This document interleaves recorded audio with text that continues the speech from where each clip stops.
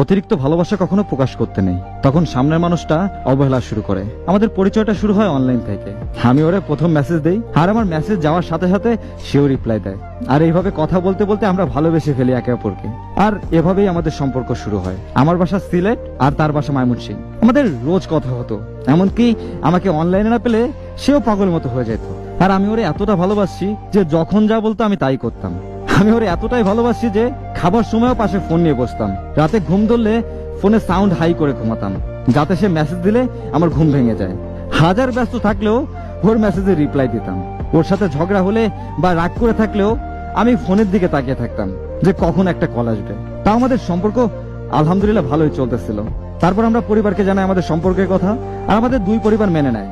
কিন্তু তখন আমি ইন্টার সেকেন্ড ইয়ারে পড়ি। সে জানতো আমার বাবা নেই, বাবা ব্যবসা করতো, আর বাবা মারা যাওয়ার পর আমাদের ব্যবসা দেখতো আমার খালার জামাই। ধীরে ধীরে আমাদের বিয়ের কথা হয় দুই পরিবার